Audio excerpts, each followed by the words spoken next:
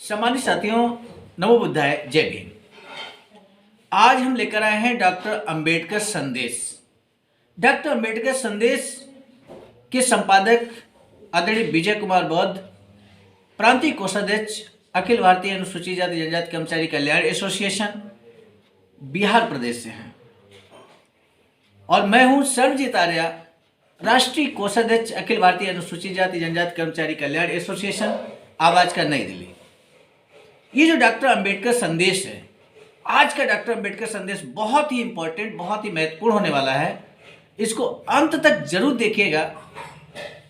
अगर आपने इसको स्किप कर दिया तो इस डॉक्टर अंबेडकर संदेश के सारांश को आप नहीं समझ पाएंगे।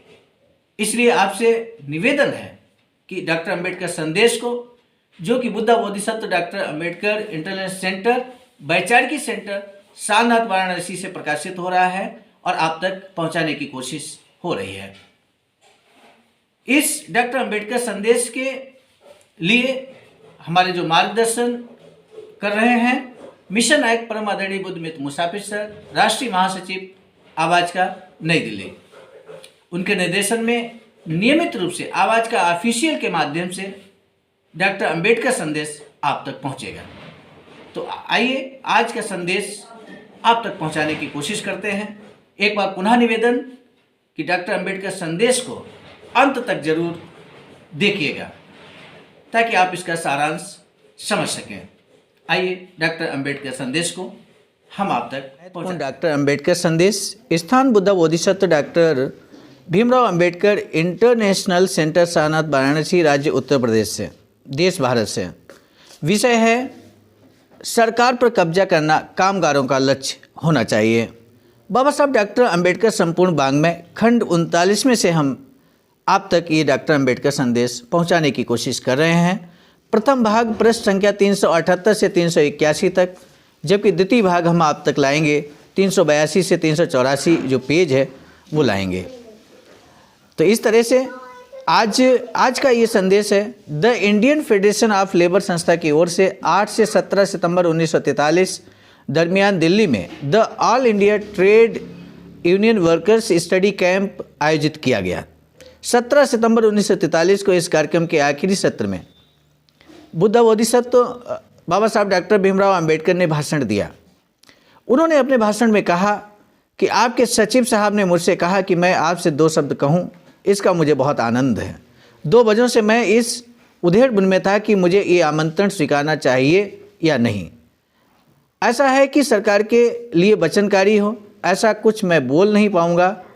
दूसरी बात यह है कि कामगारों की आर्थिक मांगों के जिस मसले में आपकी दिलचस्पी है उसके बारे में मैं भी बहुत कम बोल पाऊंगा।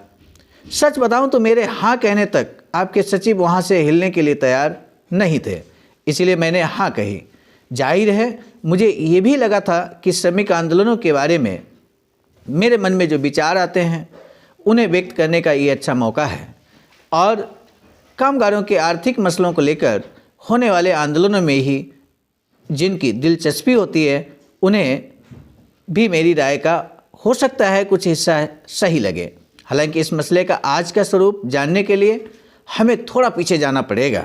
मानव समाज की शासन प्रणाली में कई महत्वपूर्ण फर्क आए हैं। एक ज़माना ऐसा था जब जुल्मी राजाओं की अनियंत्रित सत्ता ही सरकार का एकमात्र स्वरूप था।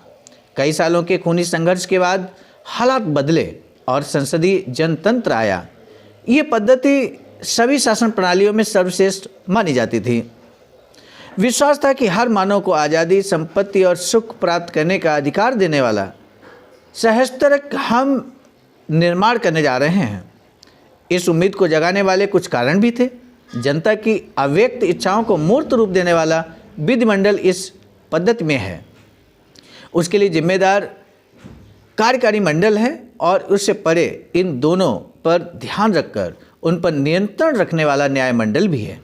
विधिमंडल और कार्यकारी मंडल नियंत्रण रखते हुए उन्हें अधिकार क्षेत्र में रखने के लिए न्यायपालिका है। लोगों द्वारा लोगों के लिए चलाई गई सरकार।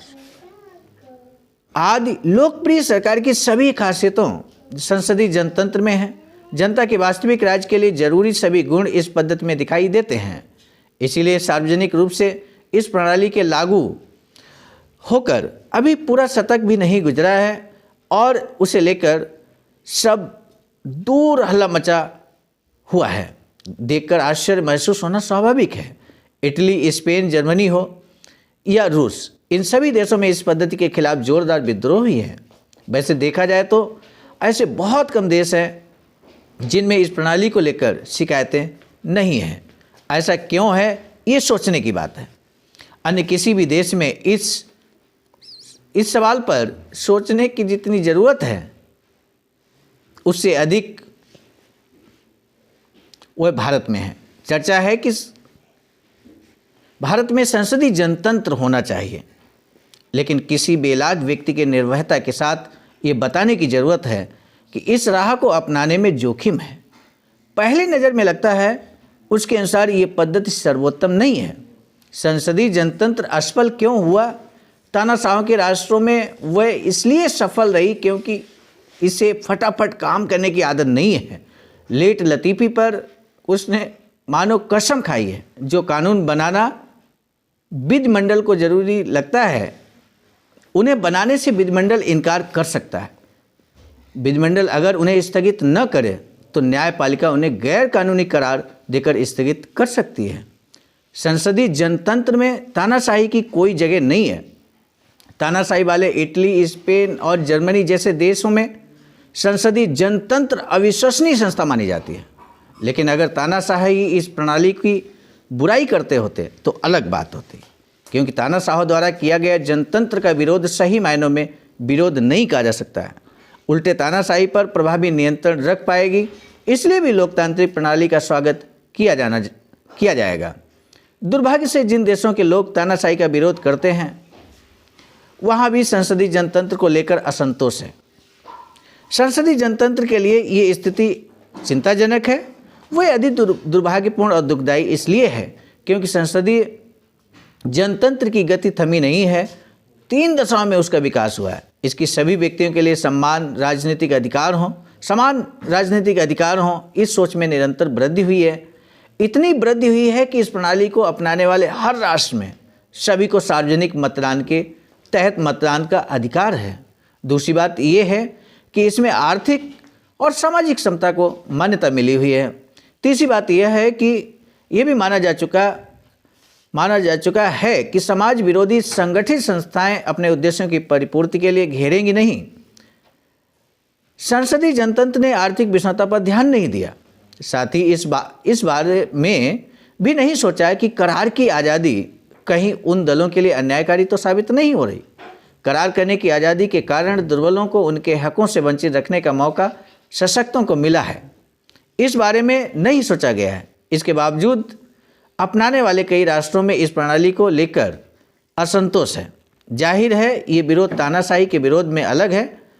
बहुत अधिक विस्तार में न जाते हुए जनतंत्र संक्षेप में हम ये कह सकते हैं कि आम जनता को सुख, संपत्ति, स्वतंत्रता का लाभ इस प्रणाली के जरिए अभी भी नहीं होता है। यही एहसास इस असंतोष की जड़ है। अगर ये सच हो तो संसदीय जनतंत्र की असफलता के कारण हमें जानने होंगे। मेरी राय में इस असफलता के कारण गलत सोच और संगठन दोष हैं। सोचने के गलत तरीकों के 2 उदाहरण मैं आपको देता हूँ। इस प्रणाली में करार की आज़ादी को बहुत अधिक महत्व दिया गया है। इसी कारण ये पद्धति असफल रही है। आज़ादी के बहाने में इसे बढ़ा चढ़ा कर बताया गया। इस दौरान सामाजिक विषमता और उसके परिणामों के बारे में सोचा नहीं गया। विषम पक्षों में जब करार किए जाते हैं तब वे अन्यायपूर्ण होते हैं, इस बात को नज़रअंदाज किया गया। इससे सबलों को दुर्बलों को फंसाने का मौका मिलता है। इसकी किसी ने परवाह नहीं की। परिणाम स्वरूप आज़ादी दिलाने वाले संसदीय जनतंत्र ने गरीबों के दुखों में इजाफा किया। इस सोच में एक और खामी थी। कोई ये नहीं समझ पाया कि सामाजिक और आर्थिक क्षमता ना हो तो केवल राजनीतिक क्षमता का कोई फायदा नहीं। कुछ लोग मेरे इस कथन से असहमत हो सकते हैं, लेकिन उनमें मैं ये पूछना चाहता हूँ कि इंग्लैंड और अमेरिका देशों में संसदीय जनतंत्र असफल नहीं रहा, लेकिन इटली, जर्मनी, एशिया में वह असफल रही। ऐसा क्यों? ऐसा केवल इसलिए हुआ क्योंकि वहाँ आर्थिक और सामाजिक जनतंत्र अधिक था। असल में जनतंत्र के मायने हैं समता संसदीय जनतंत्र ने आज़ादी की जयकार जरूर की, लेकिन वास्तव में असली समानता से सरसरा परिचय भी प्राप्त नहीं किया। समता का महत्व समझ न पाने के कारण वह आज़ादी और समता का मेल नहीं करा सका। परिणाम स्वरूप आज़ादी के अंग समता नष्ट हुई और विषमता बढ़ी। हालांकि सोच की त्रुटियों से अधिक संगठन की त्रुटियों के कारण असफलताओं का मुंह देखना पड़ा। सभी राजनीतिक समाज को शासनकर्ता और जनता इन दो वर्गों में बांटते हैं। ये दुर्भाग्य की बात है कि बात यहीं तक सीमित रहती तब भी गनीमत थी।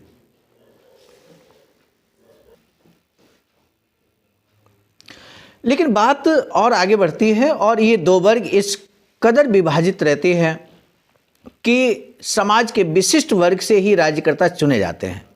आम जनता अपनी जगह रह जाती है। जनता राज नहीं चलाती, वह केवल शासन संस्था स्थापना करती है। उसके बाद वह निर्लिप्त रहती है, भूल जाती है कि वह उसका राज्य है। इस कारण संसदीय जनतंत्र कभी जनता के राज्य की स्थापना नहीं कर पाया। संक्षेप में बाह्य रूप भले जनता के राज का हो, असल में वह परंपरागत रूप से चला आया एक वर्ग का दूसरे वर्ग पर शासन ही है। द्वितीय भाग आपको अगले संदेश में जरूर हम आपको देंगे और यहाँ पर हम प्रथम भाग को समाप्त कर रहे हैं। आपने अंबेडकर संदेश को पढ़ने के लिए अपना बहुमूल्य योगदान दिया, इसके लिए आपका तहे दिल से साधुवाद। आप सभी प्रबुद्ध जनों को सहर्ष अवगत कराना है कि बाबा साहब की इच्छा के अनुकूल एक वैचारिकी सेंटर बनाने के लिए ring road, green city, Faridpur, Sarnath, Varanasi, Uttar Pradesh में 14,000 स्क्वायर फीट जमीन की खरीदारी हो चुकी है। अब इसका निर्माण कार्य प्रगति पर है। आप सभी बाबा साहब के अनुयायियों से अनुरोध है कि यदि इस वैचारिकी सेंटर के निर्माण में अपना महत्वपूर्ण योगदान करना चाहते हैं तो अकाउंट नंबर हम यहाँ पर आपको दिखा रहे हैं। SBI में अकाउंट नंबर 3908681447। IFC कोड है SBIN 0007233। बहुजन बोधि समाज संघर्ष समिति में अवश्य धर्मदान करेंगे आप। महत्वपूर्ण सभाओं में आपको राष्ट्रीय पदाधिकारियों द्वारा सम्मानित भी किया जाएगा। आपको डॉक्टर अंबेडकर संदेश कैसा लगता है, इस बारे में अपने विचारों और सुझावों से सहर्ष अवगत कराइए और साथ ही साथ आवाज़ का ऑफिशियल ग्रुप पर आप अपना कमेंट जरूर कीजिएगा। कैसा लगा ये संदेश, आज का डॉक्टर अंबेडकर संदेश। पुनः नए संदेश के साथ हम आपको मिलेंगे। तब तक के लिए आप सभी को सादर नमो बुद्धाय। जय भीम।